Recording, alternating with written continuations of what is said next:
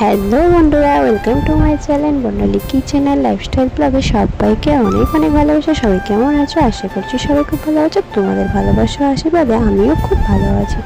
আজকে আমি তোমাদের সাথে মৌরলা মাছ আর কাঁচা টমেটো রেসিপি শেয়ার করব। তো চলো বন্ধুরা, কেউ স্কিপ না করে দেখতে থাকো।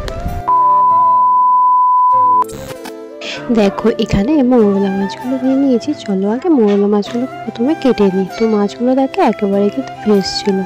তো দেখো মাছগুলো কেটে নিয়ে নুন হলুদ মাখিয়ে রেখে দিয়েছে।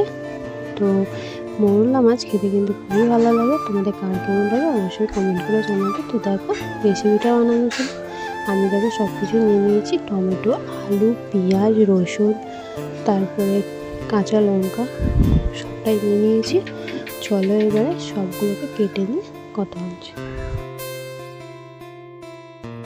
দেখো আমার কিন্তু সব সবজিগুলো কাটা কমপ্লিট হয়ে গেছে। টমেটোটাকে দেখো এভাবে কেটে নিয়েছি, আর আলুটাকেও আমি খুব মোটা কাটিনি আর খুব পাতলা কাটিনি। তো এভাবে কেটে নিয়েছি। পেঁয়াজ, কাঁচা লঙ্কা, রসুন বাটা নিয়েছি। প্রথমে কড়াই বসিয়ে দিয়েছি, তেল গরম হয়ে গেছে। তো দেখো তেলটাকে কড়ার চারপাশে খুব ভালোভাবে মিশিয়ে নিচ্ছে। নেওয়ার পর এবারে মৌরলা মাছগুলোকে ভেজে নেবে। তো দেখো প্রথমে অল্প কটা দিয়ে দিল, আর এই মাছটা একটু ভাজতে সময় লাগে, তো আস্তে আস্তে ভাজতে হয়। দেখো এভাবে খুবই আলতোভাবে নাড়াচাড়া করে ভাজতে হবে, না হলে একেবারে কিন্তু মাছটা ভেঙে যাবে। তো মাছটা ভাজা হোক, তারপরে আমি তোমাদের সঙ্গে আবারও কথা বলছি।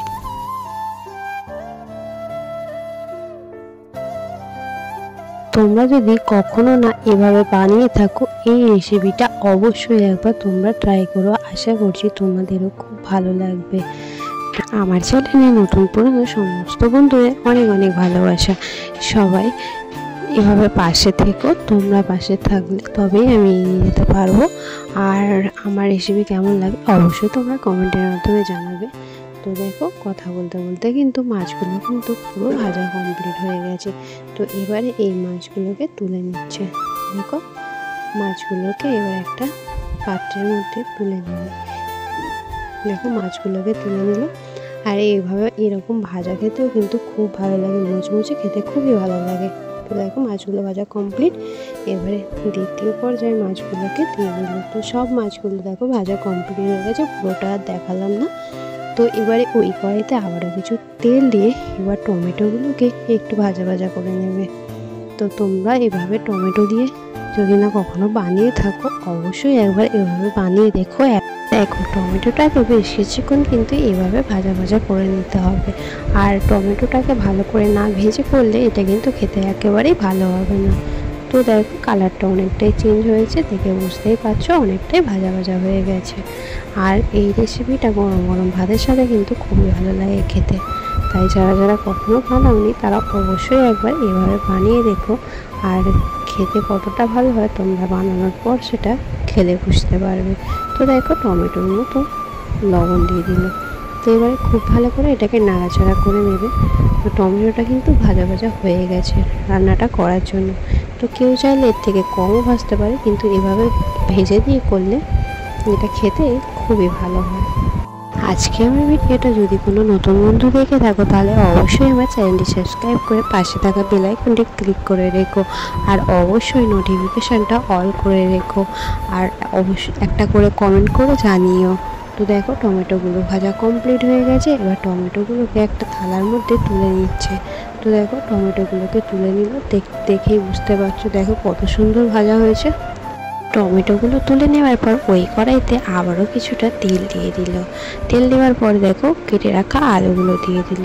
তো কেটে রাখা আলুগুলো দিয়ে আলুগুলো কিছুক্ষণ একটু লাল লাল করে ভাজা ভাজা করে নেবে। আর এই রান্নাটা কিন্তু তোমরা চাইলে রিফাইন তেলেও করতে পারো যদি কেউ মনে করো। তো আমাদের সর্ষের তেলে করেছিল, তোমরা চাইলে রিফাইন তেলেও করতে পারো। তো দেখো আলুটা কিন্তু খুব ভালো করে ভাজা ভাজা করে নিতে হবে বেশ কিছুক্ষণ ধরে। তো আলুটা ভাজা হোক, আবারও আমি তোমাদের সাথে কথা বলছি।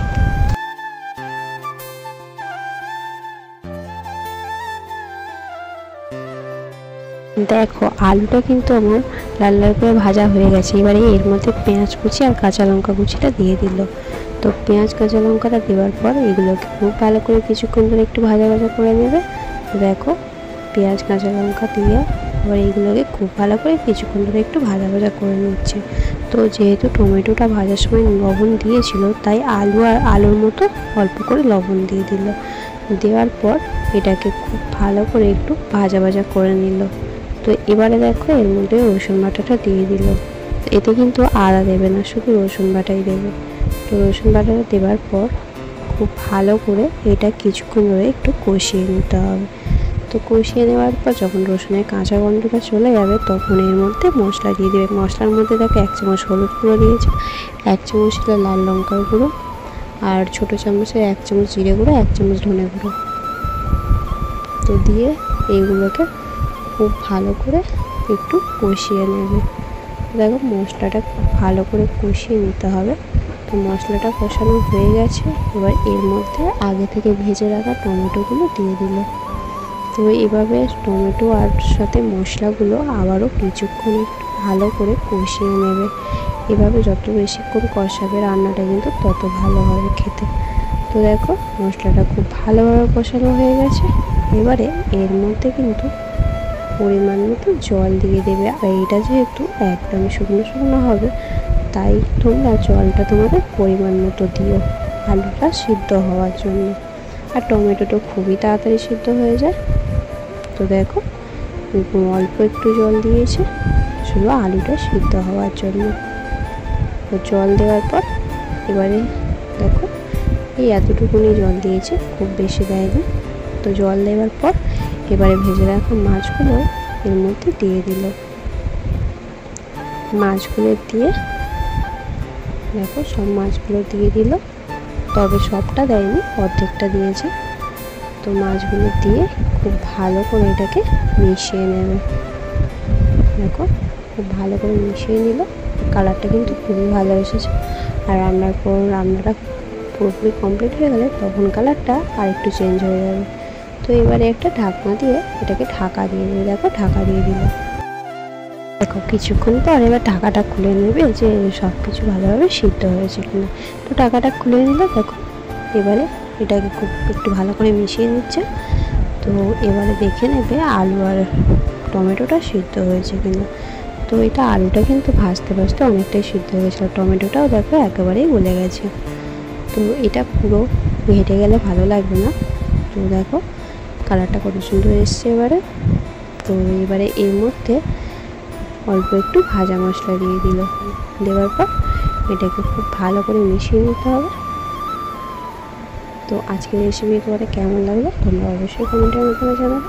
আর অবশ্যই কিন্তু একটা করে লাইক করে দিও, তোমাদের লাইক পেলে আমার কিন্তু খুবই ভালো লাগে। আর মিষ্টি মিষ্টি কমেন্ট করো। তো দেখো পুরোপুরি রান্নাটা কিন্তু রেডি হয়ে গেছে। এবারে কিন্তু একটা পাত্রের মধ্যে নামিয়ে নেবে। তো দেখো এবারে নামিয়ে নিচ্ছে।